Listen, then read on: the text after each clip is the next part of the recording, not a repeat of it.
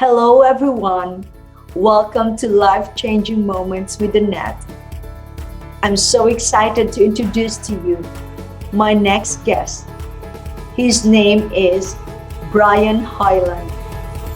Brian Hoyland joined the military police corps right after high school, and he received an honorable discharge and a military retirement due to disabilities sustained from toxic chemical exposure, and has developed several life-threatening autoimmune diseases. After the military, he went to obtain a Master's of Arts in Counseling Psychology and began working as a psychotherapist and eventually a clinical supervisor. In late August 2016, his disabilities caught up with him. Those autoimmune diseases he developed from the toxic chemical exposure had attacked his organs and particularly devastated heart, leading to chronic life-threatening heart failure and cardiac arrest in 2017. Brian received a heart transplant over 2 years after dying from cardiac arrest in March 2019, and is still fighting the diseases, but he was clinically dead for over 10 minutes. Brian wrote a book detailing his experience from sudden death to paradise, and personalized copies or questions can be obtained at tsdismas@gmail.com. Brian has also started a faith and psychology YouTube channel called The Psychology of Heaven with T.S. Dismas. Brian's testimony is a powerful message of hope and joy that we can all have in the Lord. So let's welcome him, the amazing Brian Hoyland. Good morning, Brian. Good morning. How are you? Can you hear me? Yes. Can you hear me? Yep. I'm fine, thank you. And how are you? I'm pretty good. I just got to turn off my alarm. I just woke up, so. Yeah, it's very early. Just be comfortable, you know. I just have to imagine that there's no camera. It's just like talking on the phone the other day or 2 days ago. Yeah, just talking to an old friend. Exactly. So welcome to my life-changing moments with Annette. Well, thank you very much for having me. It's such an honor to have you here with us. Well, it's an honor to be here. Thank you very much.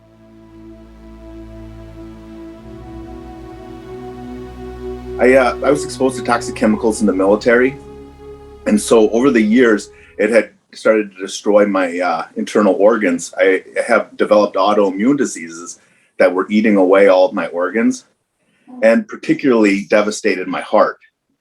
And so in August of 2016, out of nowhere, I started to go into heart failure, and it was really tough. I almost died the first time. It was August 27th that I had my first heart failure, and they intubated me. You know, they told my wife that I was going to die, that she had to make the preparations, and I mean, it was really, really close. They couldn't even detect my vitals.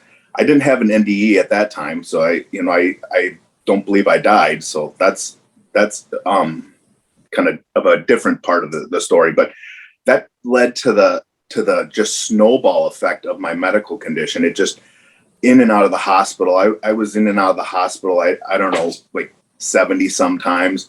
I spent 200 plus days and just in a 3-year time span in the hospital. And, you know, there was always in the ICU, and then, you know, last couple of days were stepped down to before you can be cleared to leave. So it was really I was just hanging on by a thread. But January of 2017, I had a cardiac arrest. And during that one, I died for over 10 minutes. And with that, I knew I was having some issues. I had a defibrillator in, and it was shocking me whenever I would have really high heart rates. My heart rate would get over 300 beats per minute. So it was really intense. I know it was intense. And, you know, the ambulance, they come in, they'd be cutting my clothes off all the time, shocking me. And I mean, it was really, really a traumatic thing. And, but this time on January 7th, 6th, well, I went in on the 15th at night, and then 16th is when I ended up dying. So it was in the early morning that I had my cardiac arrest. But I called the ambulance, and they came out because my defibrillator wasn't working. It wasn't shocking me, but my heart rate was really high. It just was, I guess it was just right below the threshold to where it actually kicks on and shocks you. So it wasn't providing me the therapy that it needed to. And so, I was suffering with it for quite a while. And then the ambulance came, they took me in, they said, we got to get you in. This isn't right. And they took me in. And for about 7 hours, I was in the ER fighting, just fighting to try to stabilize and to survive. And the pain was intense. I mean, it was really bad. I knew I was going to die. I knew there was something wrong. I could just feel that it was coming, and it was only a matter of hours that I was going to be alive. So I was praying the whole time. I kept talking to Jesus, and I was like, help me. I'm really scared. And, I was terrified. And the fact of how traumatic the actual death was, it was making it even worse. It was a really terrifying experience. And having been a military guy, I as a veteran, I've seen some things, and nothing I've ever seen was as traumatic as what I had to go through that night. It was the worst thing I've ever been through. But as I was starting to get stabilized enough where they thought they could move me to the ICU, they pulled me up there, and as soon as they transferred me from the ER bed to the ICU bed, I guess that movement or all that activity, it sent me into an even higher rate of VTs. So my heart rate went back up, and they brought in the emergency team, the crash team. They came in, and they were calling code blue. They knew I was going to die, and they were asking me all kinds of questions, and questions that I knew that they already had the answers to, like my name, my address. They were just trying to keep me present with them.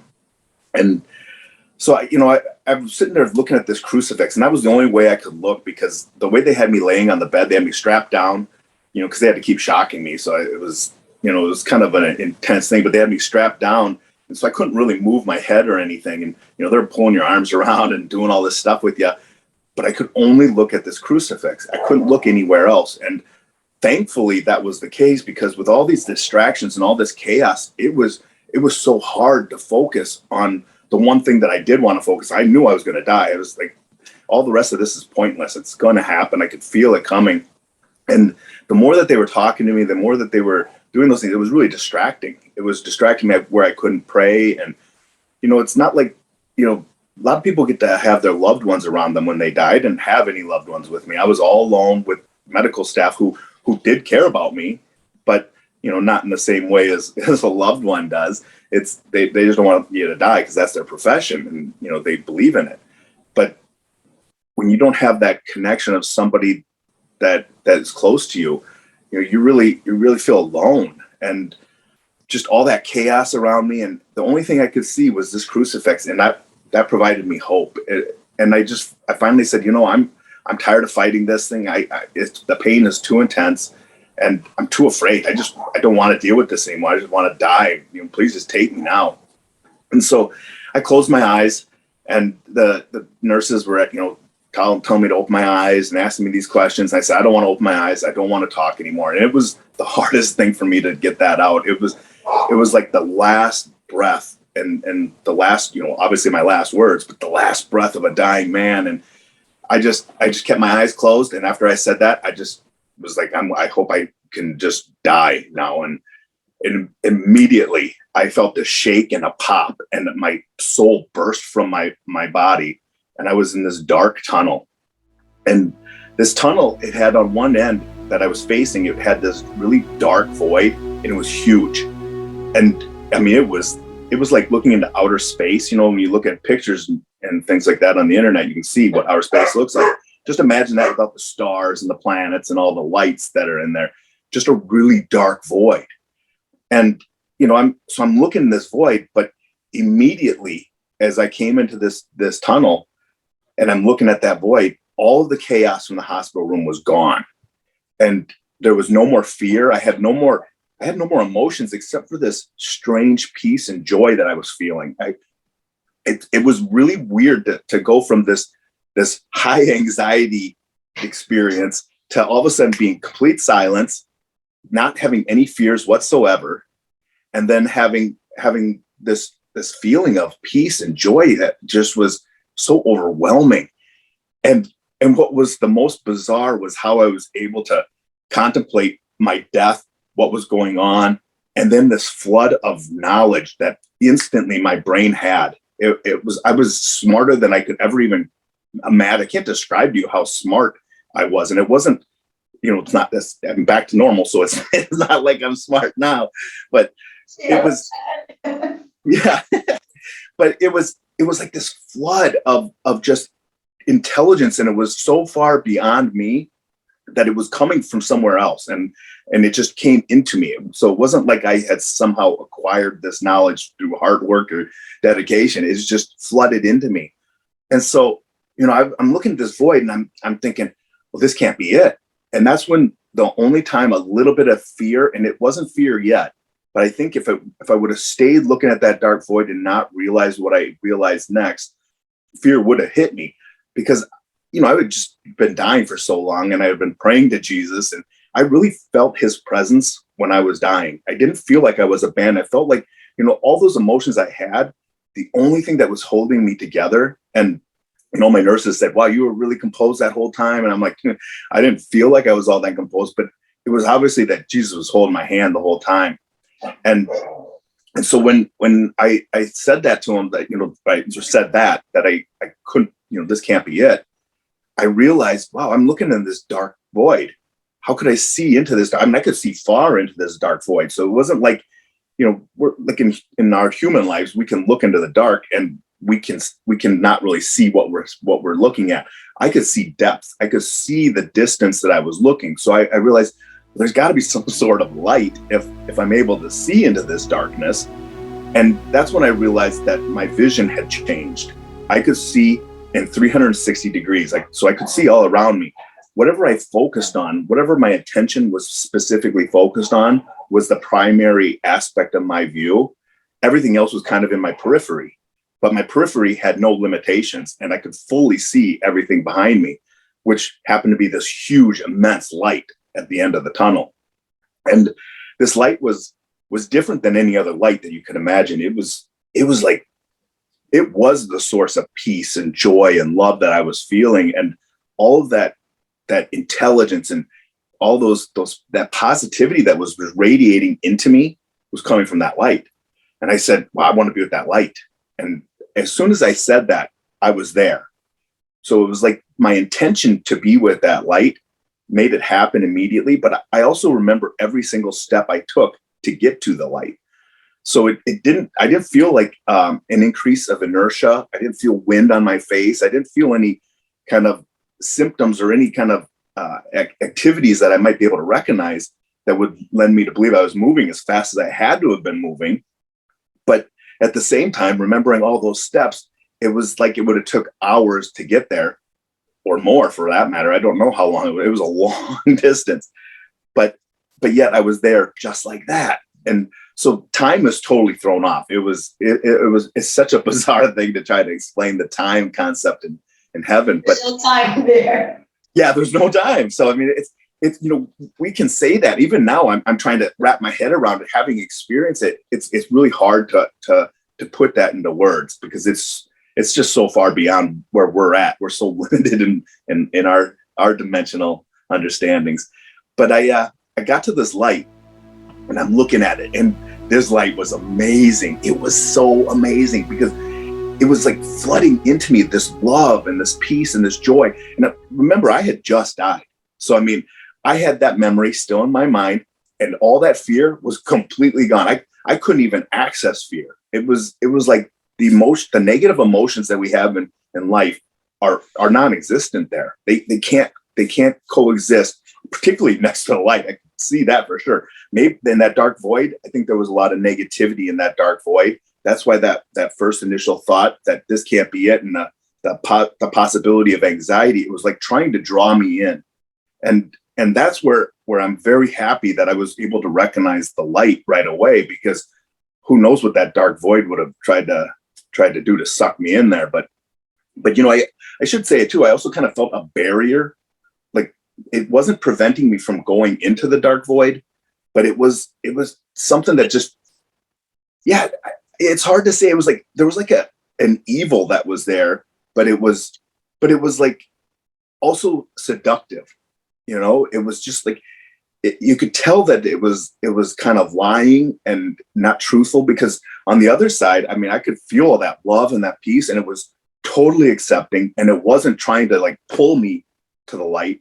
It was just like hugging me and trying to just love me. Whereas this dark void was more of it was trying to like sweet talk me into coming in, just trying to prevent or trying to cause fear. And, that was the really bizarre part of that. But that light, it had none of that. It had only love and peace and joy.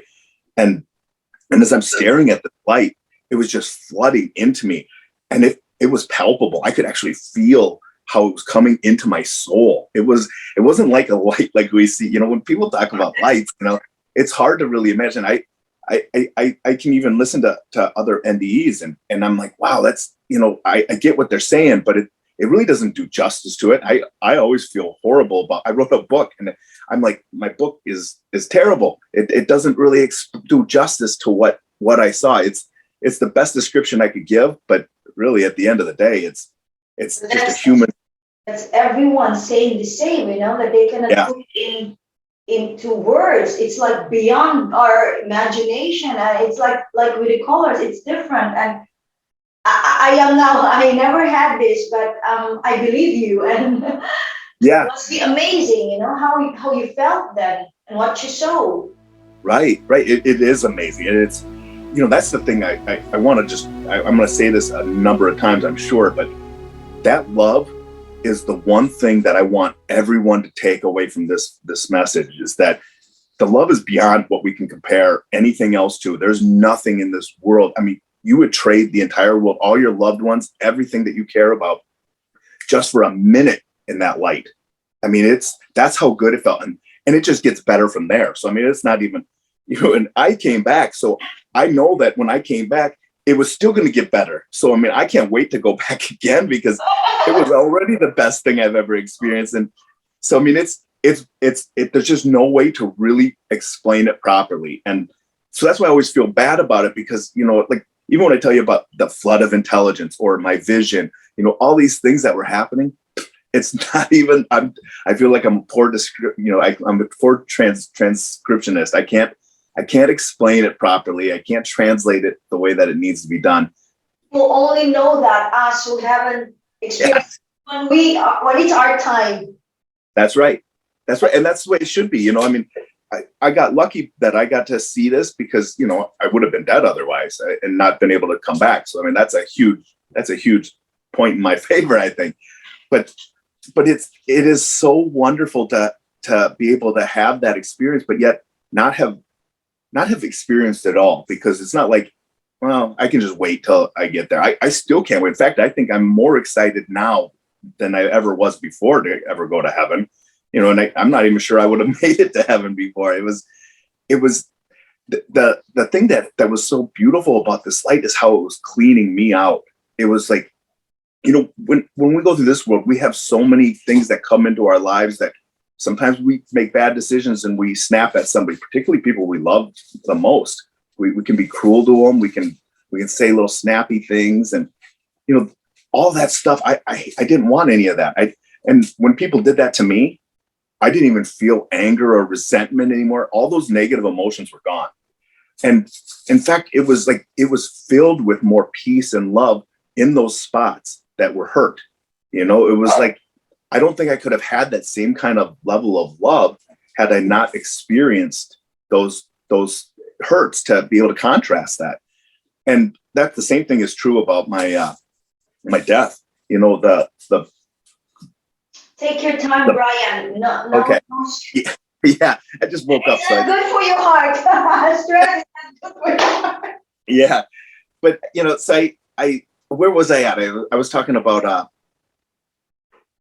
I don't remember now. Well, anyway, so I'm standing before this light. Yeah, the light, yes, this energy. And so all this love is coming into me, and it's just filling me full of his love. And I could tell that this was, I can't say for sure that this was God, but it was God's love. There's no question that at least it was an aspect of God. This light was real. It wasn't like obviously light is real, but it wasn't like light, like, yeah, you could touch this light, you could feel this light. But when it was coming into my soul, it was cleaning me out and making me whole. It was taking all those rough spots that we have in life and just shaving them down. And it felt good. It felt like it was just releasing me from all this resentment and this hurt that I had experienced in life. And it was renewing me. And so I'm looking at this light, and I'm trying to see how far I could see with past this light, see if I could see the end of it. And like I told you, my vision, I could see in all different directions, but I could also see as far as I could possibly. I can't even describe how far I could see. But what was cool about your vision is that when your eyesight would start to move, you could follow with your eyes. So I could still see everything I was seeing behind where my eyes had seen, but it would keep growing and growing and growing. I could see every chunk that it would grow, but I would still keep seeing it in front of it as it was moving. So it was like I could watch my eyesight move as it was growing and going further down this light. And then it was the same thing up and down to the other side. I couldn't see around this light. And oh, go ahead. You're saying with your eyes, so you had this human, you were like human there, or your body. That's a good question. I never looked at my body. So I felt like I felt like myself. I felt like I had my own, being. At least my own being. And I felt contained by something, but it didn't feel like my physical body. And part of that might be because, I didn't have physical sensations. I didn't feel pain. I didn't feel hot or cold or hungry But you felt the love. I felt the love. Yeah, I felt nothing else. Like any kind of distraction or need that we have in human life was already filled there. So I didn't need anything else. And so I wasn't feeling any of those kinds of things. But with that vision, it was incredible to see all that distance, to see up and down, and then to also be able to, to see the aspects of the light. It was like you could see like with a magnifying glass or a microscope, but you also had like telescopic vision. So it was all at once. It wasn't like when I'm looking off in a distance, I couldn't see that very close up piece that was right next to me too. I could see everything. There was nothing that was hidden. And I'll explain a little bit more about the vision as we get into as I get in through the light. But because the vision is it was the coolest thing to be able to play with my vision like that. And, that was one of the funnest things about heaven is all these different abilities that we have. We get to play with them. We get to enjoy them. We get to experience them. I like to tell people, God's a scientist. He is the best scientist because he made everything. But he also allows us to be scientists in heaven. We get to play with all kinds of stuff and see how it works, and we get to know everything. So it's a really cool experience. But as I'm looking at this light and he's just flooding in me, I kind of felt like a funnel. You pour in the liquid and it comes out the other end. But if you're pouring it in, it's never empty inside there. It's just a constant flow. And that's how it felt when his love was coming in me. It was like this constant flow. I never was empty of it. It was always in me, but it was also coming out the other end, like going back off into the rest of heaven.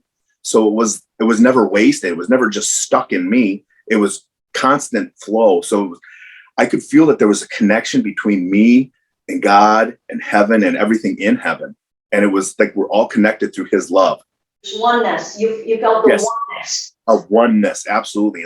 And it was all centered through God. It was the most amazing thing because there was no guile in God. There was no vice. There was no evil. There was only peace and love and joy. I was the one who was bringing in those bad things, and he was just shaving them off of me. He's just getting rid of it all, and he was only doing it through his love, which is the most amazing thing because, as a parent, I mean, sometimes I get worried about my kids. I'm like, okay, no, you got to stop doing this. And, I'm going to give them a firm discipline, and his discipline, it it's very firm, but it's with this love that's so much beyond ours. We do it with love for our children, but we're not able to impart that love that is transformational. His love is transformational, and it makes you want to change. It wasn't like I was being forced to change. This was I was like, please do it faster. Let me in. There's free will. Yeah. Absolutely. Yeah. And that's a really good point too, because, when I was looking at that dark void, it was seductive as much as it was evil. And I think the only reason I was able to recognize the evil is because I had been praying for so long. I didn't die instantly. I had this, I was putting my hope into God. I was, so I think there was a bit of a pull from that side to show me the light, to make me feel his love more, and to contrast it with what I was hearing from the other side. And, so, because I think I could have stayed in that dark tunnel. I could have walked into the dark void, or I could go to the light. I never felt like I was forced to do anything. So it was total free will still at this point. And even when I was releasing I wasn't releasing it, God was releasing me from it. But all those rough spots, those resentments and all that hurt, I could have held on to that stuff if I wanted to, but it was so gentle the way that he was doing it. It's kind of like I would imagine when you kiss your son's wounds, he get hurt, scrapes his knee, you clean it off and you make it better, and then you kiss it and blow on it, and he feels like, oh, okay, this feels so much better. And that's how it felt the whole time I was there, like this just amazing healing that was actually really healing me. And so as I'm staring at this light, and I just kept thinking, wow, I can't believe it doesn't hurt my eyes, and that and how good it felt, and all these things that I was thinking. And then I heard, you can come in if you'd like. And so I'm like, wow, yeah, I'm coming in. So I started walking into the light. And when I walked into the light, it got even better. It was like this, it wasn't crushing me, because I felt completely myself. I didn't feel like pinned in or any kind of pressure, but it was like this, it was like so much love was coming into me. It felt like it almost had to wait. Some of it had to wait because it was coming in so much. It was like, it was endless love. I guess that's the best way to describe it, is that this love was just, it was never going to stop. Yeah. So, with it never stopping, I can only say this. I can't tell you for sure that it was going to be this way, but I think our feelings of love are only going to grow throughout eternity. It starts out pretty impressive, but I can only I can't even imagine what it's going to be like, because the whole time I was excited. You're making me so excited. You should be. It's wonderful. I mean, I'm excited. Having come back, I mean, I do have some regrets coming back because I'm not there and enjoying that. But also we're going to be there just like, I should point out, like, time too. Time is really a construct that, if you think like of a pinpoint, you take a pen and you write down, you just put a little pen that, like a mark on the paper. If that was that little mark, that was time, that would be a best description of time you could have. Every single event that has ever happened, whether it's been you, me, or anyone else, anything that's ever happened in history is in that point, all at the same time, happening exactly at the same moment in heaven. So I had memories and all this knowledge, all that knowledge that came into my mind. I had all this memory and knowledge of history, things that I didn't live through. I didn't live somebody else's life, but I was able to know all that stuff. It was really amazing to see how all this was flooding into me. And that's how time was, even the fact that I'm looking at the light and I'm hearing, come on in, that was in the same point as my death, which happened, who knows how long ago, as far as I was in heaven, but, at least happened just minutes ago when I was in life. So it's really interesting to see how all of those things were happening. My death, I never forgot my death. I could remember it like it was happening at the exact same moment the whole time I was there. So time is really bizarre. It's a fascinating thing. But it's really difficult to describe it, because it's something that's you're trying all your best to describe it. people, I can imagine that there are really people who don't believe in those things. It's very difficult for them to understand what you mean, you know? Yeah, I agree. And that's the hard part. Hold on one second, I gotta adjust this. Yeah, it's hard because, I've got to translate something that's, trying to describe the infinite in the finite terms. And then I also got to try to describe it to other people who have never seen it, and who it's like when we try to describe a crime. You have a bunch of witnesses, they'll come up with different things, and they'll see things from different standpoints, or they'll pick out certain aspects that relate more to them. And yet, we both all saw the same thing, but we're just not able to translate it properly, or at least the same language to each other. And that's what I'm kind of finding with this, is that it's really hard to just explain a lot of these things to people who haven't seen it. And yet there are some people who haven't seen it, have heard enough NDEs that can help me to explain it. It's like, well, did you see this? Oh yeah. That's what I kind of like it when I'm going through these interviews and people are asking me questions, because it makes me like, oh yeah, this is what was going on at this time, or this is how I saw this, because I don't even know what to explain, because I'm like, well, I saw it, so I can go through this, but it's so beyond our human intellect that there's just so much diversity to it that I couldn't possibly begin to explain it all. But as I'm in this light, like that funnel feeling that I was having, I felt it constantly healing me, and it was really making me into a better person, because it was instilling this love into me, like love for people who have done things to us in life. We often don't feel a lot of love to them. It's hard though, and yet when I was there, I was in love with those people. I was like, I hope they get to heaven. I look at everything that they had done to me, and I was like, it didn't matter to me. In fact, I didn't even mind it now, that I was experiencing the love that was replacing that. But I could see why they did those things, what was going on for them. And it's often not necessarily a real personal thing to us. It's more personal about them, what they're doing. We tend to hurt each other because of our own selfish desires and, our fears, our anxieties. And it's not necessarily that we just hate this other person so much that we just want to constantly follow them around and hurt them. It has more that we felt hurt, or we felt some kind of a problem. And I could see how that was happening with all these people that had hurt me. So I was instantly forgiving them. So you had your life review, what they call that, something like that. Kind of. At this point, though, when I was in the light, I wasn't having my life review as much as I was being freed from all the resentments that I had from others. So it was kind of a reverse life review, I guess, if you will. It was I was just able to see everything that had happened to me, and I didn't care about it.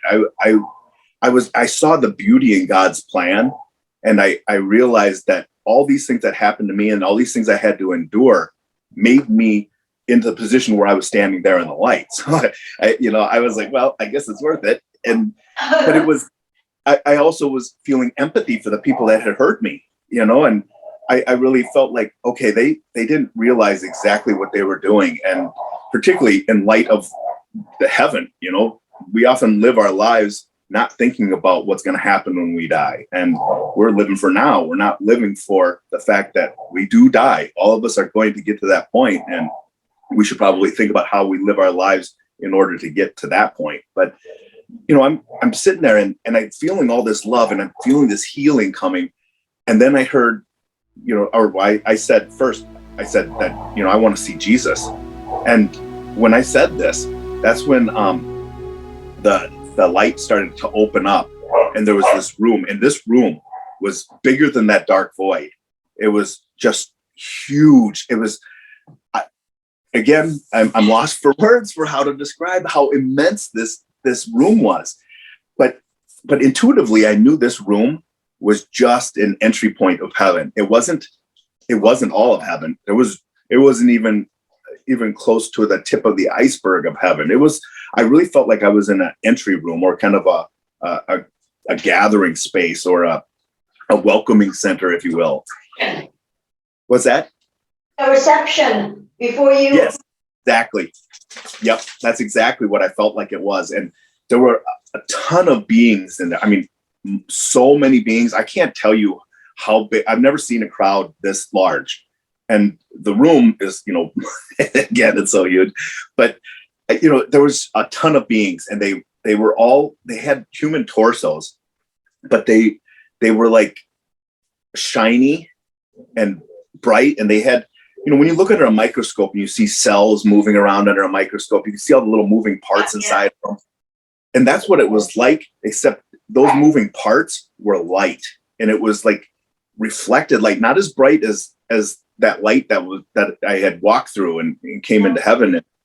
But it was similar to that light. And it was like, it was reflected light. Like I kind of feel like, I didn't ask, so I can't say for sure. I can only tell you this is just how I felt about it.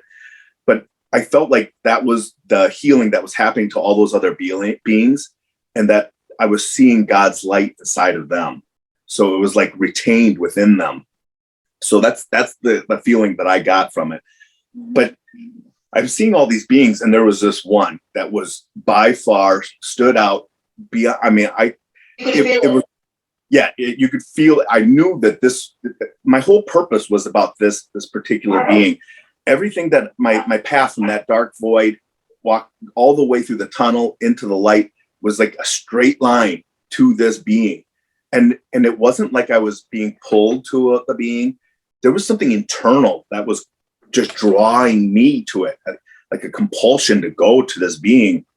And I immediately knew it was Jesus. And there was nobody needed to explain it to me. Nobody, it's like we weren't talking. We didn't have like an audible conversation.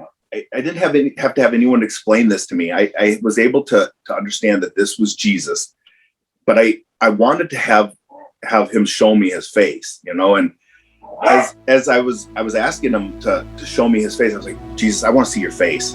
I want to see it. And it was like this internal need that I think is just probably written on our hearts, that we really do need to see his face. I mean, but it was like, you ever seen those holographic pictures where you look at them and kind of distort your eyes, and a magical sailboat will come out of this weird colored picture.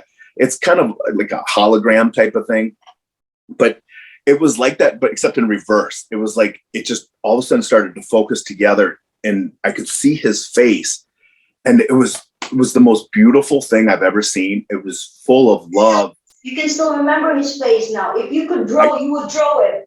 You can. No, that I can't do. That's a great question, because what happened with my vision, I was able to see his actual face, his features, everything. I was seeing that he was smiling at me, but as soon as I was seeing it, my memory couldn't lay down one aspect of his face.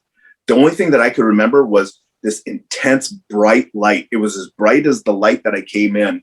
It was just the most beautiful light, and it was completely healing me. I mean, it was so wonderful. Even the memory of this right now, it makes me so happy.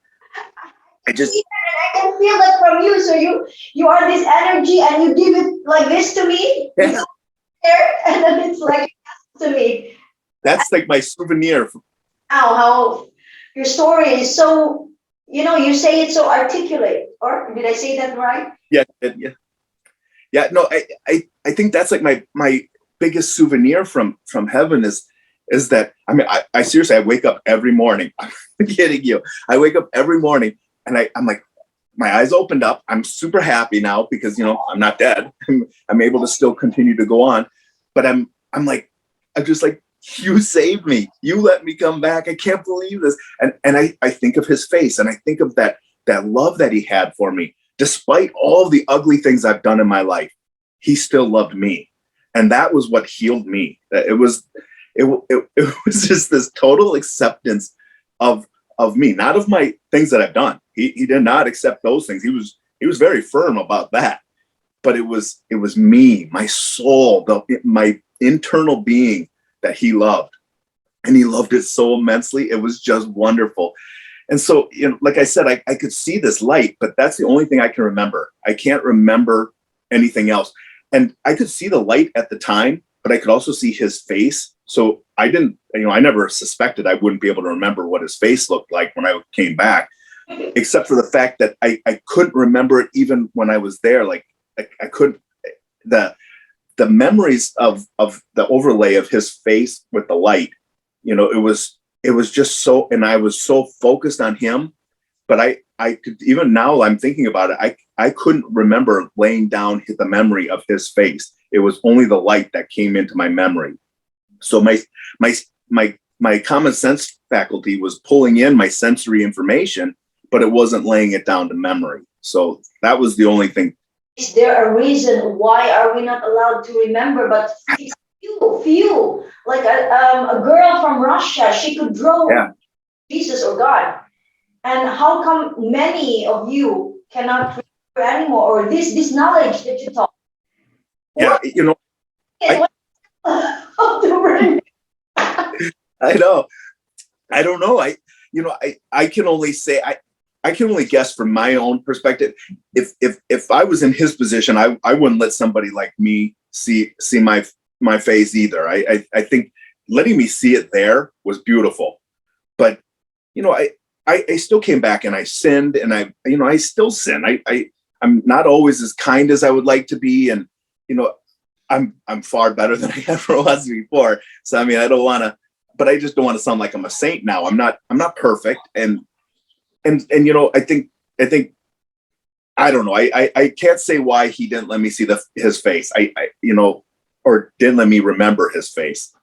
But when he was letting me see it, that smile was so wonderful, because that's when we were doing my life review. And this was a long time, because I told you about the pinpoint of time. When we think about time, I think about like my birth. I don't remember it, but I think about it. I know this was, when it happened. And then I went to kindergarten, then I went to high school, I graduated, went to college, all that stuff, right? You have a linear timeline that goes up and down. And then once I pick out a spot, let's say I go to kindergarten, and I started kindergarten, I can go sideways and think about that particular memory. But there you have all of it like this. It's all in that pinpoint. You can access any piece of it anytime you want, and all at the same time. And it's not confusing, which even describing that seems confusing to me. But I am a little bit confused. Yes. Yes. It's really hard to wrap your head around. But it's as if you have a superpowered Google at your fingertips all the time, and it's always playing.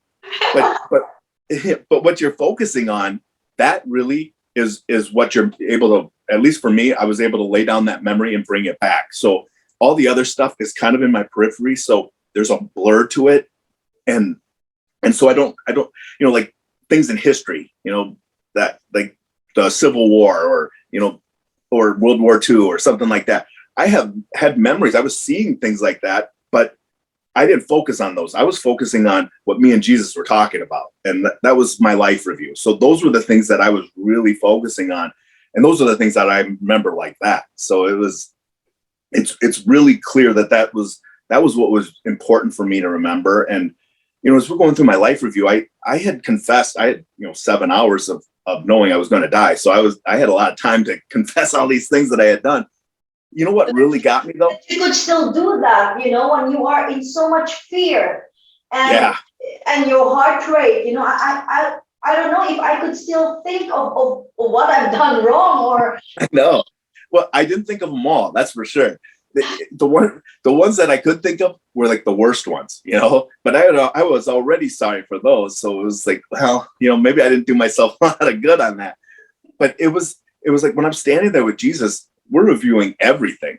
And I mean, like things that I could have done that I didn't do, like maybe I can't think of a great example off the top of my head.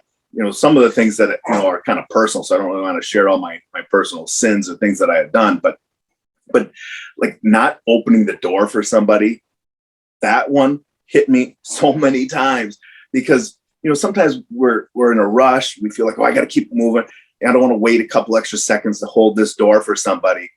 And then when you see how that affects that person, that you didn't hold that door for them, and then how that affects the rest of their day, and then all the people they come in contact. You see all this stuff, and the the ripple effect that it has on the rest of humanity. And the worst part of it all was every sin that I was seeing how it affected Jesus in his life.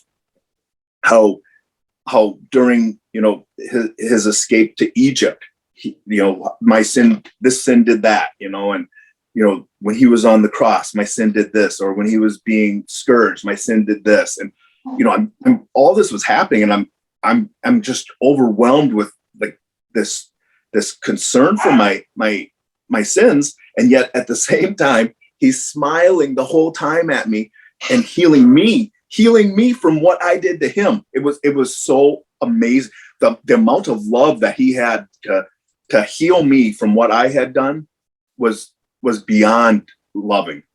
This is somebody who truly loves us beyond what we can possibly imagine. Unconditionally. Yeah, unconditionally. And I used to think I loved my kids unconditionally. When I compare my love for my kids, which I would die right now for my kids. That's not even a question. I mean, I would die for anybody. I'm not afraid to die anymore. But you know what I mean? With your kids, you would do anything. I would take any torture for the rest of my life. Fine. As long as my kids don't feel it, I'm willing to accept it. Yeah. But it's nothing compared to what he feels for us. It's nothing. And I'm just blown away by how much he loves us. And so we're going through all of my sins, and he's just constantly taking it off me to where I don't even feel this burden from all those sins anymore. I used to feel like oppressed by the things that I have done. Like guilt will come into us, and your guilt's removed. It's, it's impossible to really explain the healing that this had. This was the best therapy session anyone could have. I'm a psychotherapist, so and me and the rest of my profession, we suck. People should go to church as opposed to going to see the psychotherapist, because that's what I did. That's what I did. I don't go to those things. I healed myself in God, Because that's how I am healed, actually, to his word, truly. He loves us. Yes, truly. And obviously I don't want to put myself out of a job. But I do actually care more about people getting better. I mean, the truth is God is better. He is so much better than the rest of us. We can be imperfect instruments in helping to share his love. But reality is that modern psychology doesn't view man as mind, body, and soul, as a one unified being. It looks at man as being basically an advanced animal, and it takes the soul out of the equation. And I think that's a real error, because when I was in heaven, my body was dead, so I didn't have all of those kinds of distractions that we do in life that our body causes. Our bodies cause all kinds of distractions, but it's also our body has our brain. And our brain is one of the biggest causes of our distractions, and it distorts everything. And it's because we can't control the abilities of our brain. There's certain things in our brain, like my heart rate. I can't control that. Thankfully, it does it on its own. I can manipulate it a little bit, but it's still going to beat even if I pass out and I'm not in control of it. My brain still has the ability to do that. But it's as if we're able to have this deeper sense of control over our brain. We have more access to our intellect, and it's through our soul, not through that physical piece of our brain. What we, that physical material matter. It's the part that we think is us. That part lives on, and that's the part that just it blows you away when you see how much it grows in intelligence and the ability for, like, emotions. The only emotion that I could feel was the love. That was the only emotion that was there. I couldn't feel anxiety or hatred or anger or resentment or anything else like that. No guilt, all that stuff. Even when I was bathing with Jesus, the guilt, he was removing it all. There was just, I mean, this was the most amazing thing. And So I'm talking with him, and I said, I didn't think I was supposed to die. I was supposed to, because I talked to him when I was 6 years old, and my great grandmother had died. So I saw my aunts and uncles and everybody crying, and, she was really beloved. So I said, well, I don't want to be a cause of pain for everybody that I care about. So I prayed, and I prayed for a long time too. And this little 6-year-old, I was really, really serious about it. I mean, I remember this and my whole life, but I prayed, and I had this feeling, and it was the first time I ever had a feeling like God answered my prayer. I just felt this, all of a sudden, this rush of peace come over me. Like, okay, I don't have to worry about it. And I quit praying. I was done. I said, thank you, God. And I went to bed or whatever I did that night. I don't remember anything else from that memory, but I know that that the prayer was answered. And when I had asked Jesus about this, he's like, yeah, I remember that prayer, and it still stands. So I was like, wow. So then he's like, well, why would you want to telepathic, huh? He said that's telepathic to you, telepathic. Yes, telepathically, yeah. Because we didn't have an audible conversation, and me and the other people that were there too, it wasn't audible. It was as if I knew what they were thinking, and they knew what I was thinking, and throughout everybody, we all knew at this exact second. Language is man-made, and made in heaven. Language doesn't exist because all our other senses get maximalized. Yes. Yeah, and we're all blended together. It's like it's as if our senses are able to connect with everybody else's senses, and there's a free flow and an open sharing of all information. Like all of my sins, they were exposed before everybody. There was no hiding any of it. So I mean, it was everybody knew. Yeah, but they already knew. So I mean, because when I'm there, I knew your sins. I knew everybody's sins. I knew everything. I don't remember them now because I wasn't focusing on yours. I was focusing on my stuff. But I knew everything else too. So it wasn't like it was news to them. They already knew about it all. So it was really an impressive thing. But what he said after he had asked me about that is, well, why would you want to go back? When he told me that it still stood, that I could go, that I could still have that long life, not die early, that, he had answered my prayer. He asked me, well, why would you want to? And it wasn't like it wasn't a question of because it wasn't really even a question. It was like, I knew what he was thinking. Okay. But it wasn't a question of for me to think of comparing heaven to earth, because there was no comparison. Heaven is far better. Yeah. So really, I had to think about that, and I was like, well, I want to go back because my family needs me. My kids and my wife, they need me, and that's when he kind of, he's funny. I'm gonna tell you right now, Jesus is funny, but he's like, don't pat yourself on the back so much. You didn't do that great of a job, and he showed me a bunch of things that I failed on as a father or as a husband. He's like, you don't have that kind of control to get people to heaven, unless you're doing it through me. But he was showing me how he loves my family far more than I do. I mean, way more than I do. And I'm like, well, okay, yeah, that's off the table. I mean, clearly he's going to make sure that they're taken care of, even if I'm not there. So there was no reason for me to come back for my family, because I probably will get in the way more than I would be helpful. And I mean, I obviously have a good role to help. I mean, that's, I'm not trying to downplay my role that much, but the reality is he loves my family so much that wasn't a need for me to come back. And so that was reassuring. And especially when all the people that were there, everybody was saying the same thing. They were all and they were showing me all these loved ones that they had left and how God was taking care of them. And, that was really cool, because when we often think of, losing somebody, well, I've heard many people say, well, what kind of a God would do that? And it's like a really good God, you don't know what was going to happen to that person next in life, and he spared them from it. Or but regardless of what his plan was, because I don't know God's plans for the future, right? He didn't share all that information with me. You got to come back with you. Yeah. Do it that time, but right. So, but it's like he does so much his ability to pull things together for good is beyond what we can imagine. So, even when we lose somebody, it's they're there and they're with the person who loves them more than us. It's usually our own feelings of, of loss that cause us to say, well, what kind of God would do this? Well, because we feel threatened, we feel hurt by the loss. Like, what are we going to do without this person? And the reality is that person is never lost from us. As long as we're with God, even in prayer, we pray to God. That person's right there next to God. Why would we think that that's somehow removed? I was connected to God when I was there, and I was connected to all those people. So it's beautiful, that connection. And that connection doesn't stop at heaven. Those people who we've lost, they still love us and they're still with us, even though we can't hug them and we can't, get these feelings that we do. Go ahead. Could you meet some deceased relatives of yours there? That's a good question.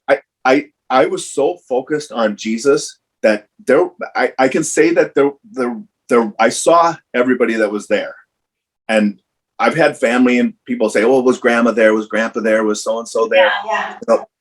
I can't say for certain because, like I said, everything else of my memory was in my periphery. So it's like a peripheral memory, whereas that focus was on Jesus, and that's crystal clear. So I try not to muck up the waters because I don't want to distort it myself either, because it's not as clear as that memory I have of Jesus. So while I do think I saw, grandma there, I don't want to say that I did for sure, because it wasn't what I was supposed to remember to come back. What I was supposed to remember to come back was my interactions with Jesus. And so for me, yeah. So I always had to try to be real responsible with that. But there were definitely people that were saying things to me that were very clear that they were in my family. And, and not just my family that, I knew, but extended families, way generations beyond. So it was pretty cool.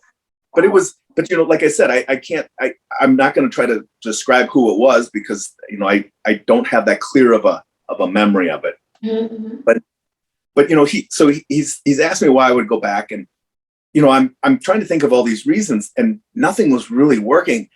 And I'm just looking at him. I'm just like, well, I love you so much, and that's when I realized that's the only reason to come back, was because his love for me had changed me so much that I wanted to have another chance to go back and do more for him, not for myself this time. I wanted to come back. Like, I really believe my time to die was when I was 42 years old. And the rest of this time is for me to live for God. And it's luckily for me, he's so generous that he lets me see my family every day. And he lets me do all the things that I normally would do in life. But yet my goal is to only serve him, only to live my life he gave me some messages, and I'll share those in a minute here. But to do the things that he told me to do, that's all I want to do, because it provides me so much joy. But when I was feeling but when I was feeling that love, I would have walked through hot coals for the rest of my life just to make him happy. I would have done anything that he wanted just because of how much he loved me. So I realized that's what I wanted to go back for. And as soon as I said I wanted to go back to do more for you, and it wasn't to get a better reward in heaven. That wasn't even my intention. My intention was only to just to try to give back a little bit of that love that he has given to me. Not that I was even required. This was completely, he was telling me I could stay. So again. yeah. So so that's clearly that was what won him over. He's like, yep, that's a good reason to go back. And so then he told me that I needed to do 3 things. And those 3 things are to pray more, and I thought, well, I thought I prayed enough as it was, I didn't really think that it was. Yeah. So but what his explanation was, I need to pray all the time. And it's not even, it's not like a hermit or a monk who lives off in an isolated, place where they're surrounded by only other monks or nuns or whatever. It's not like where you're able to pray, hours and hours a day and not do anything else. I still have to work. I still have to do things that I have to take care of my family. But that doesn't mean I can't think about God when I'm doing it. Prayer is also about, well, if I'm doing a service for somebody else, I'll give it to God. I always just say, well, God, this is for you. You know, I'm doing it for that person, but I'm doing it out of love for God. So everything that I'm doing now is about prayer. And I find myself constantly saying just little prayers like, I love you, Jesus. You know, like every morning, that's the first thing I say is I say, good morning, I love you, Jesus. Every morning. But it's because I'm laughing because every morning I wake up, I think about his face. I'm just like, yes, I'm here again. So you're making me jealous. You're making me jealous. I hope so. I hope so, because it's that jealousy is a love, you know. It's because it's obviously, I can see by your face. It's not a mean spirited jealousy. It's a wanting to experience. Yes, yeah, and that's a purity. That's something that we should all be craving. We should all desire that. I get so emotional when I'm so happy. I get so emotional. You know, maybe I cried enough in my life so many times that I can't cry the bad tears, but tears of joy since I'm back with God, you know. I mean, for always through my awakening. But we'll go back. We will talk about it a bit later. Okay. I agree. I totally agree with what you just said, though, because you know that's how I felt too, and you know, so that goes with the next piece. Is he told me to suffer joyfully. And he showed me that like to suffer joyfully. So he told me that, you know, I'm going to go back and it's going to be worse pain that I had before I got there. It was going to be worse, and it wasn't going to just stop. It wasn't like he was going to miraculously heal me. I didn't know when he was going to heal me. I didn't know exactly how it was going to happen. He hid that from me.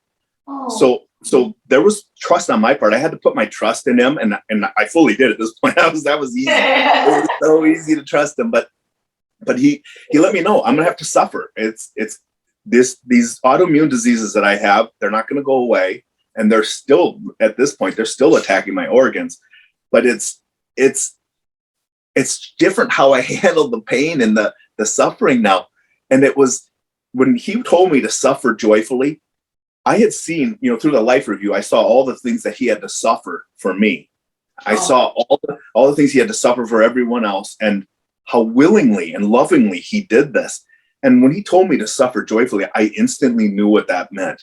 There was purpose to why he suffered. I mean, think about this. He's God coming down from heaven to become one of us in order to save us all. Yes. That there's no greater love than that. Because if I was God, I'm going to just say it right now, I would quickly get rid of everybody and I'd start over, you know? I mean, that's how I think most human beings are like that. We're not patient enough. We're not loving enough. We'll say, okay, I love these ones, but not these other ones. You know, we're never going to be perfect. We're always going to be imperfect that way until we're there with him. But his love is so perfect that he came down, became one of us, died for us just out of love. Yeah. And that is seriously what I realize, that's what my suffering has to be about. My suffering isn't about just constantly thinking about how it affects me and how I'm the one who's inconvenienced by it. There's a lot of other people who suffer too, and I can offer up my suffering to help make it easier for them. Because why suffer for no reason? It's just dumb. You're going to suffer anyway. You might as well have a purpose to it. You might as well have a reason for it. And if you can't find that reason, it's usually because you're looking at yourself and the losses that you're having, you know, because there's a lot of other reasons out there in life for us to be able to pull on. But it's that sharing of love. And that's where it came to the next one. It was the third one, was that I needed to share his love, that I needed to do what he does.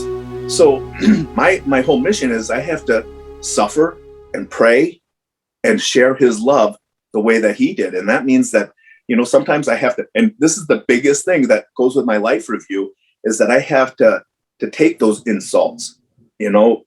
It's like the great insult that, you know, it happens on the road. You know, I was driving in the city the other day, and, you know, people cut you off, and it's real easy to get upset about it. But I was driving along, you know, I don't get upset about it anymore because I just constantly keep my mind when I'm driving, because I know it's a trigger. So I focus on Jesus. So I don't really have any triggers that way. But I was watching these people next to me, and this guy cut this other guy off, and the one guy gets mad, and he's yelling in his car, and, you know, he's just all upset. the other guy doesn't even know what's going on. Maybe he did it on purpose, maybe he didn't, I don't know. But he certainly didn't seem to be paying attention to it. But all this resentment this one guy had, it's all on him. He's bringing it all on himself. And, and it's, those things are really harmful for us. But it's also that, had the other guy looked in that rear view mirror and saw all this anger, maybe that would have triggered anger from that guy too. And then you just have the world spreading anger. Whereas the one guy, all he had to do was like, well, it's an inconvenience. I got cut off. Nobody wants to be cut off, but whatever, who cares? At the end of the day, it didn't slow him down any. He was still at the same pace with me as he was before. So what he was upset about was that personal insult. Yeah. And that's a real problem that all of us human beings fall into, is that we get caught up in our personal insults. So I realized that to share his love, I have to be able to endure insults like that, particularly because a lot of them are not as intentional as I like to make them out to be. And so I think that's the real thing, is to be able to, somebody wants you to do something that, maybe they could do it themselves, but you can certainly do it a lot easier. Well, that's a way to show love. Do it for them. And, so I do little things for people, and I try to keep my pride quieted down, because pride is the biggest thing I think that sets us all up for failure, is that, what our pride causes us to think that we are so important that we should do something. And usually it causes us to do sins. So I agree. Yeah. So I realized that was, that's what I'm going to have to do. And, as I decided so at that point, Jesus tells me now I have to go back. So that was the only time pain entered into me while I was in heaven, was when I had to leave Jesus' presence. And it felt like my legs were trapped in like concrete or something. And every step I took was so hard and excruciating to get further and further away from Jesus and closer to my end of that tunnel. And so, I could see behind me when I was still going. So I knew Jesus was there and everybody else. But, I forgot to explain one thing about vision that I really like to explain. But the vision is so cool. Like, all those people that I saw in that entry or that reception area, I could see in front of them, like the front of their body, and I could see the back of their body for every single one of them. So at the exact same time. I know. This is so bizarre. I'm telling you that our abilities for our senses are so beyond what we can do. So, and I told you, it's like, it could have been trillions of people that were in there. So I don't know how many people were there, but I could see the front and the back. I could see every inch of every single person all at the same time. And that's why it's just so bizarre it's the cool. I know, it's so incredible. Yeah. So as I was going back though, I was feeling that pain, and it was getting worse and worse as I was being further separated from Jesus. And part of me, I wanted to turn around and go back. There was a part of me that kind of felt like that, but I knew that I couldn't. I knew that the thing that was internally driving me was my love for Christ. So it was, I wanted to show my love for him. I wanted to show his love to others, because really that he wants everyone to be saved. He wants everyone to come to heaven. So, what better way to show him love that he was showing me than to help other people to feel that love and maybe come find him too. And so I knew I had to keep going back. And so I'm going back, and as I'm going out through the light, I could see, I won't say I saw a whole bunch of other tunnels, although I really feel like I did. But I was so hyper focused on mine. And at the end of my tunnel, I could see, instead of the dark void, I could now see my hospital room, and I could see my body, and I could see they had this green machine on me. It's called a Lucas machine. I found out after I'd asked the nurses, but it's a CPR machine. So it like does chest compressions. And so I could see what they were doing. I could see all the positions that people were in and what they were doing. And so I knew which tunnel I had to go down. So I didn't feel like I had any kind of disorientation. It was like a very easy path for me to go. And so I had to go back down through my tunnel. And as I started approaching my tunnel, that's when I could start to feel life coming, like the brimming of life, like it just kind of bubbling up. It's that barrier of where you cross over back into your body. I could feel that I was going to go there because heaven. Point. Yeah, there's a definite static point that was very clear that, okay, this is the difference between heaven and my earthly life. So I went back into my body, and as soon as I popped into my body, my connection to heaven seemed like it cut off. It didn't, though, because I could tell that God was still in my life. It was just all of a sudden all these distractions started coming back in, like the pain, the noise. Yeah. Everything immediately came back in, and then my intelligence immediately shut off. It was back to normal. I'm back to myself. And so there was a very distinct change in my being from in heaven to being in back on earth. So all those wonderful gifts that I had were gone. And I remember, I popped up because I spontaneously recovered. So I popped up and I was like, did I just die? And because I knew I died, there was no question in my mind. I wanted to know that the doctors know that I died, because I had no clue how long I was gone. I didn't, I had no concept of time. So I was like, I'm seeing the doctors still working on me. And I thought, well, I should have been gone for hours, maybe, days or weeks. I don't even know how long I was gone for. So it's kind of bizarre that they were still working on me. And so I'm like, wow, did I just die? And then I fell back down because, I was super weak and, but I had popped up enough to where the doctor could kind of hear what I was saying, but he got real close to me and I'm like, did I just die? And he says, yeah, you just died. And he had this look on his face. It was hilarious because having my experience, I obviously wasn't as worried now. And, so I still didn't have anxiety. I was joyful and happy. But the look on everyone's face, but particularly that doctor, because I must have scared the living daylights out of him, because here's a guy who pops up out of nowhere. They thought I think they had given up and thought I was too far gone. Because they took that Lucas machine off as I was coming down the tunnel. They took the Lucas machine off. So I'm not sure why.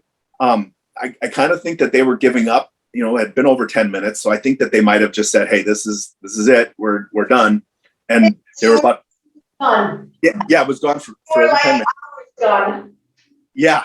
So that's what I think is that they just said, it was traumatic 7 hours before I died. So I can't imagine they would think that my heart would be able to respond to this. But anyway, so I still had all this ecstasy though. I had all this wonderful love and feelings from Jesus that was like permeated into my soul. So that was still there. And later the nurses, they kept coming in and talking to me, and they said that, they couldn't believe I had just died. They said, everybody in the ICU is either unconscious or in really bad shape, and here I am smiling, talking to all the nurses as they would come in, and, they couldn't believe it. They're like, we've never seen anybody like this. This is unbelievable. You have this glow coming out of you. It was like they had described it like there was this light coming off of radiating off of my body. And so I knew something was different inside me. Of course, I also knew my experience, and, I shared it with a bunch of the nurses, and, then they were, sharing it throughout the hospital. But what was cool is then within, it had to be within 3 hours, but immediately my doctor said, we need to do an emergency surgery. We're going to get the operating room set up, but we have to put in a new pacemaker because the other defibrillator wasn't working. So they had to put one in that could pace me and defibrillate me. Mm-hmm. And so, cause they knew that, my heart, I was in the ICU that whole week. So it wasn't like I was out of the woods, but they brought me into the operating room and they couldn't use anesthesia. So, I had to endure this, but it was amazing because, I don't know how Jesus does it with the suffering joyfully, but when they cut, I could feel a pinch, and but I still had that ecstasy. So I think part of it is that love of God was still with me. So it didn't hurt.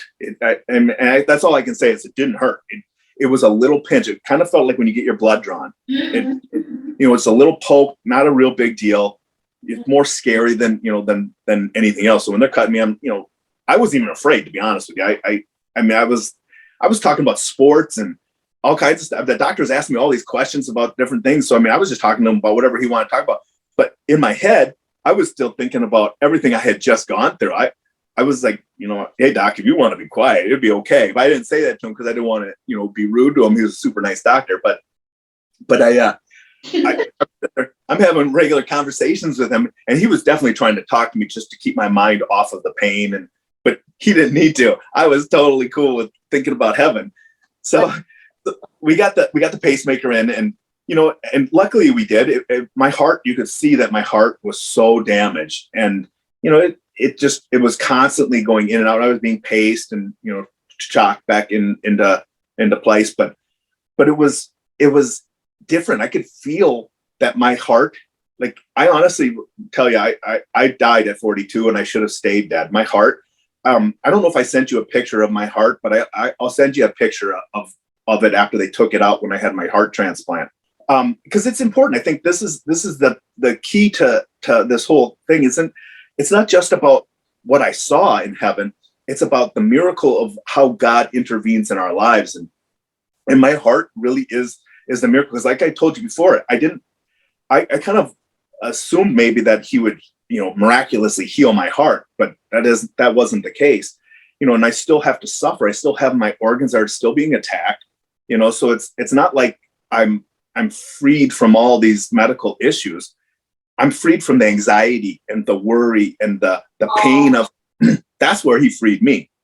And yet with my heart, the coolest thing about this aspect of my heart, and you'll see it when I send you this picture, is that the doctors pointed it out to me afterwards. And they're like, well, right here, all this is so badly scarred that your heart shouldn't have functioned. There is no way this heart should have been operable.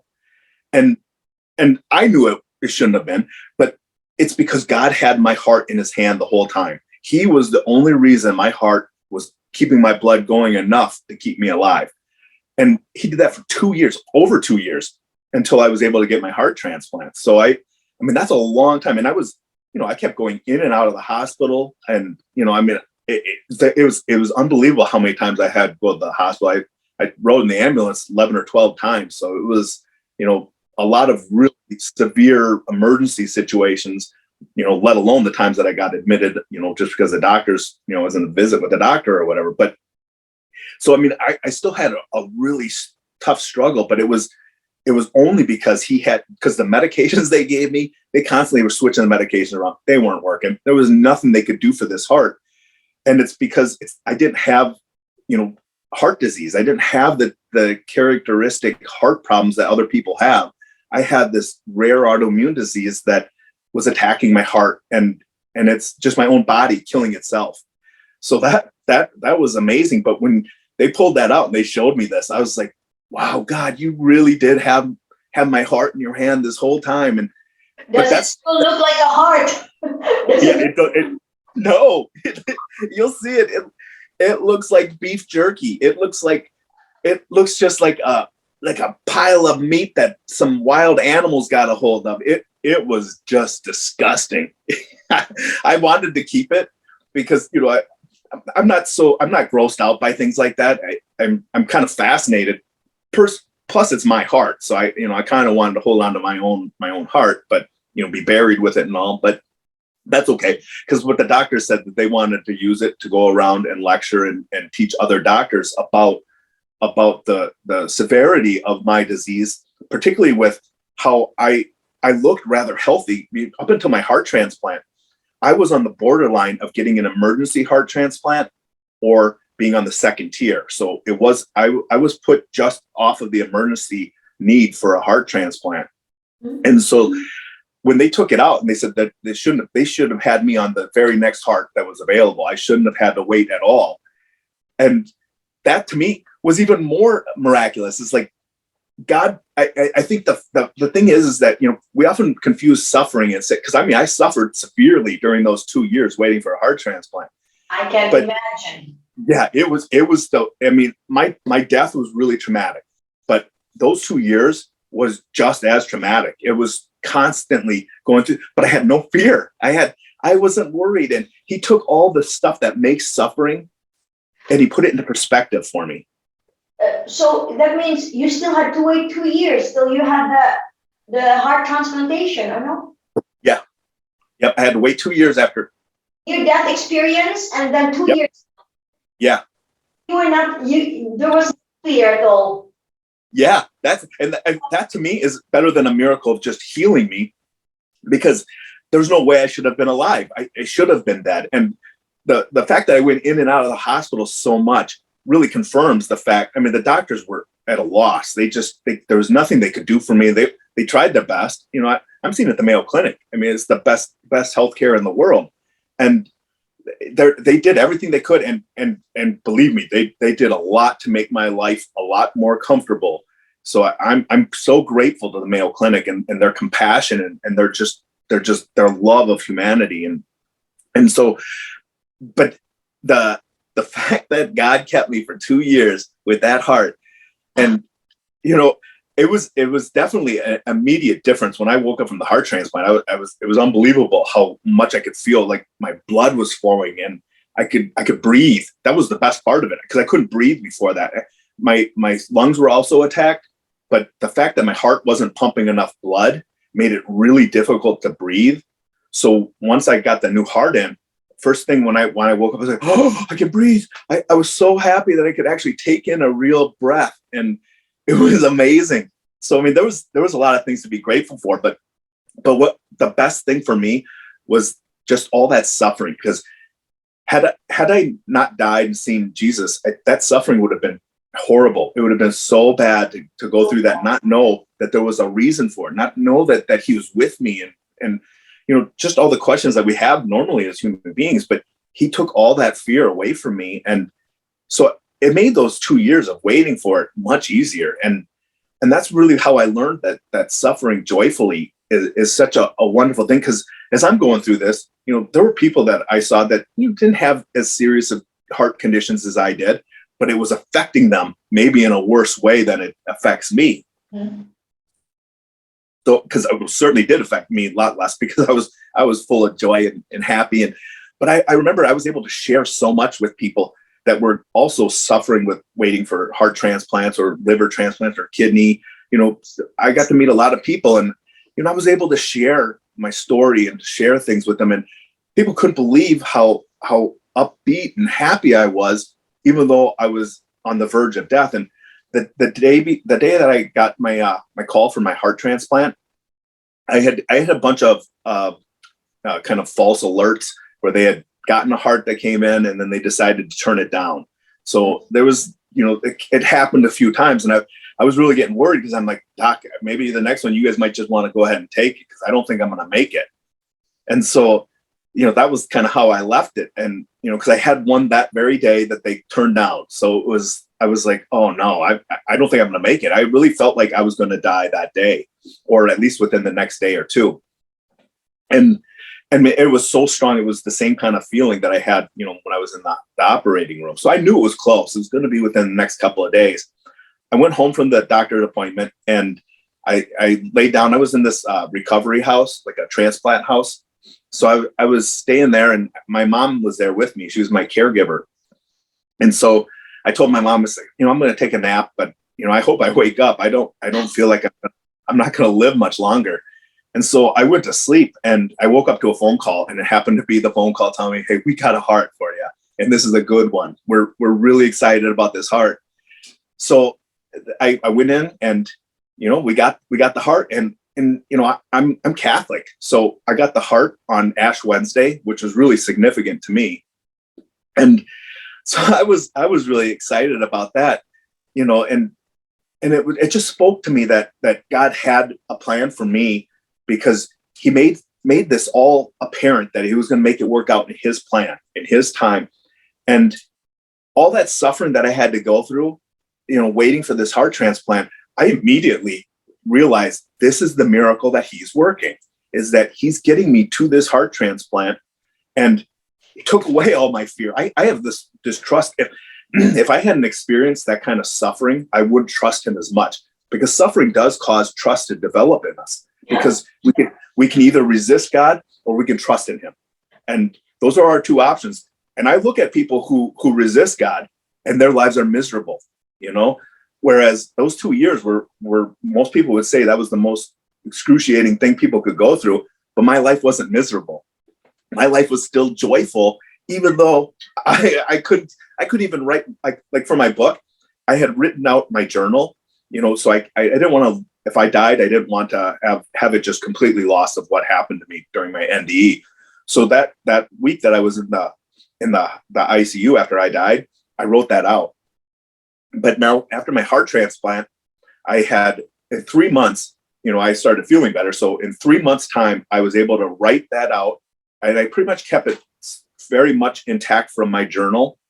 I just, made it so it could be a story, so you could actually read it. And in 3 months, I had that thing out and ready to be published.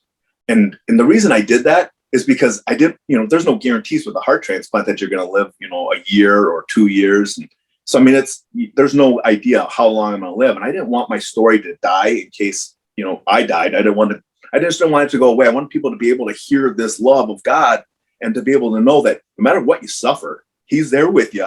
You just got to grab hold of his hand, because he will hold your hand too. And he'll get you through it. It's just, you have to have trust, and you don't need to know how it's going to turn out. Like for me, my mom kept saying, well, this is going to be a miracle. You had it. You saw God, you're going to live. He's going to heal your heart. Well, that wasn't how he did it. He gave me a new one, but he held my heart until he got me that new one. And it was the right heart. And, that's a beautiful thing. So I feel so overwhelmed by that. And just the fact that I was able to get that book out for him, it just really made me feel like I was able to complete that part of it. And particularly with how bad I had felt before that, to be able to have that kind of quick response, to write something. I mean, it's not easy to write a book. So it's you're laying. When did you publish the book? When did you have your near-death experience?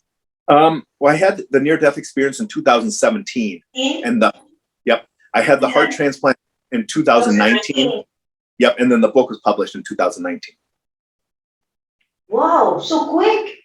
Yeah, I wasn't wasting any time, because I realized there's no guarantees in life. I know we can all go. I could get hit by a bus, and that could be it. But so I had to get it out, because I wanted to make sure, especially I love doing interviews, because I want people to hear my story, and a lot of people aren't going to read a book. So fine, I'd read. For your presence here, not only the other people, I am so touched by your story, and I admire you.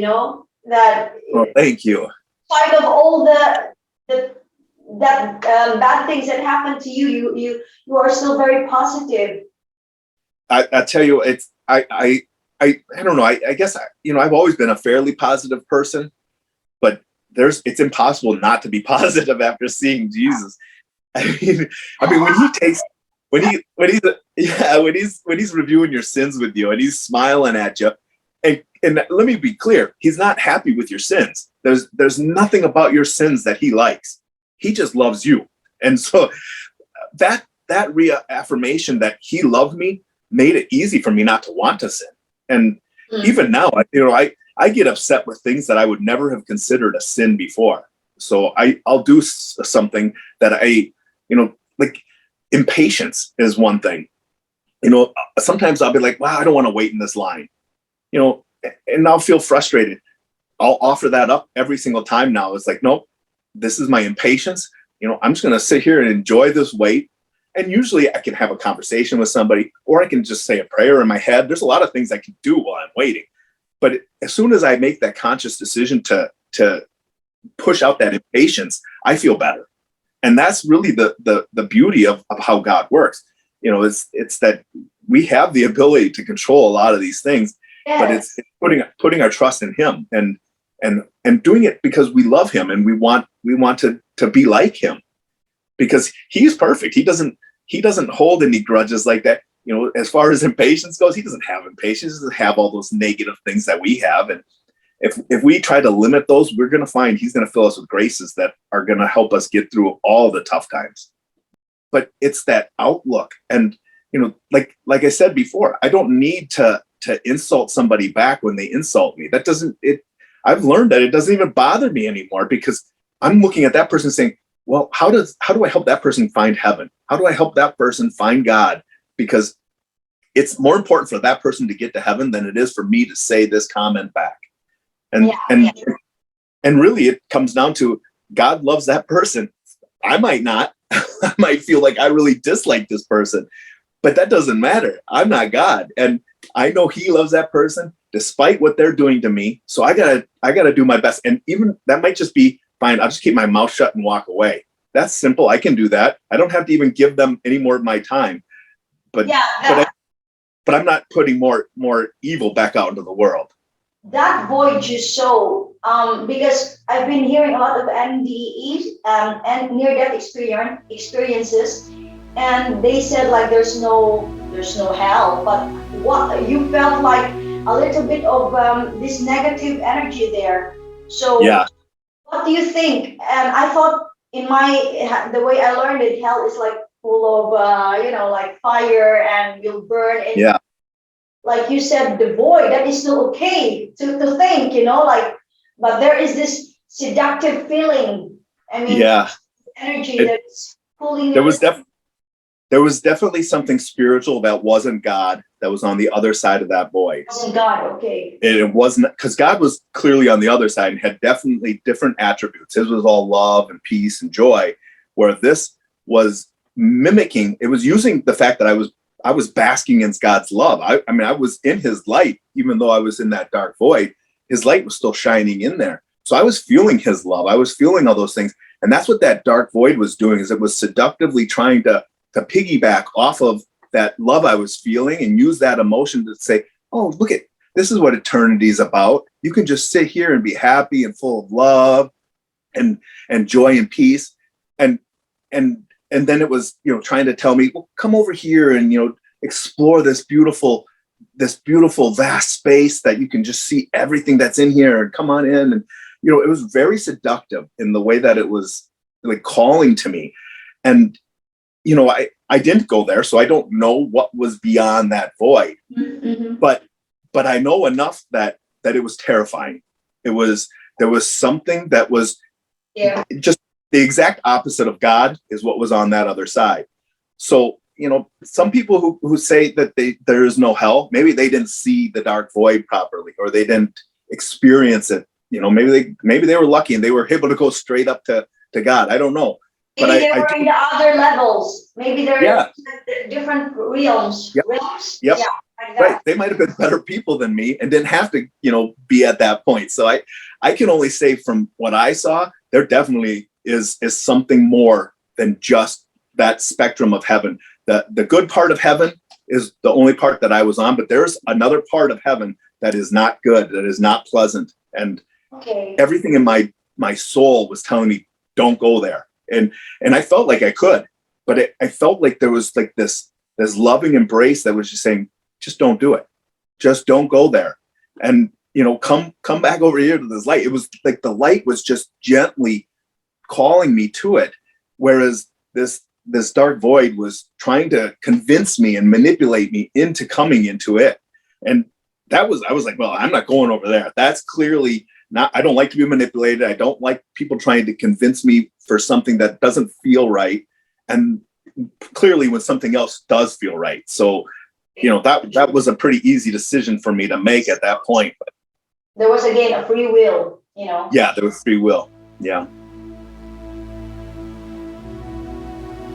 Maybe my second last question. How did your NDE and near-death experience affect your family, your children, your wife, and your loved ones? Well, my family, it was really traumatic for them, all the medical stuff I went through, because this was a long process. Plus, I'm not fully healed, so that that there's still worry for them. one of my children, his faith has grown immensely. He wants to be a priest. He wants to give his life to God, and his transformation has been really beautiful. My wife has been really traumatized by it all. She's really suffered through this because she saw a lot of the things that I had to go through, and of course she's worried about what is she going to do if I die, and so it's I try to comfort her and tell her what Jesus told me, but it's not the same, I guess, if you don't hear it yourself. So it's a tough thing, but it's amazing for all my family to be able to see how I was so close to being lost, and here I am, and nothing is stopping me. Even like with the liver transplant or fear last year that they threw up. My family was afraid. I'm like, watch, I'm not worried about it. Don't worry. Yeah. Yeah, just relax. Oh, that faith of yours, that is so amazing and so strong. And I wish everyone can have that faith, and there will be no more worries and anxieties in this world. That's right. Yeah, it would cure everything. Cure everything. But I think it would fit you to be a minister, talking about God like this, because you have this way of explaining things, and you're also very calm, and yet you just explain everything so well. For me, I could understand, and I know exactly what you meant, and this is something maybe you could even think about.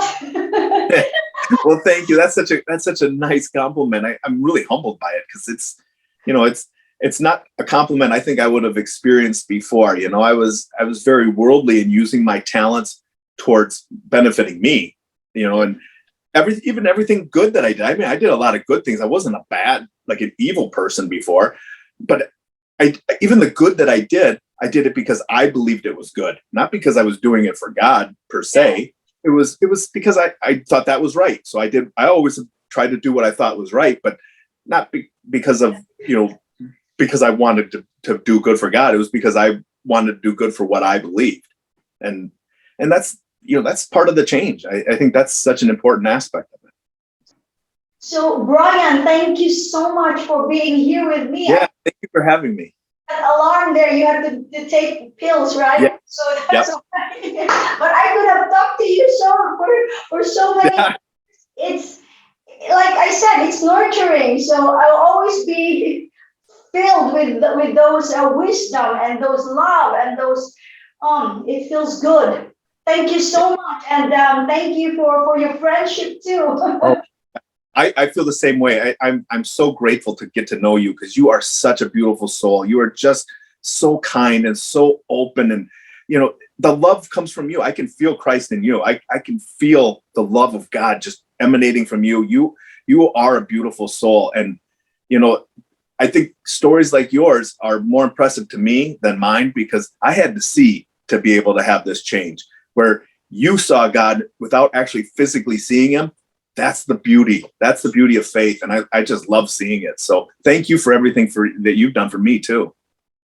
Thank you so much for your time and just for everything. And thank you for, talking and sharing your stories. You just want, to please God. And that's, I salute you, I have so much respect for you. And yeah, thank you so much, Brian. And I know this is not the last time we will be talking. And I am here for you, and give my warmest regards to your family. And yours as well. Oh, thank you so much. And I will be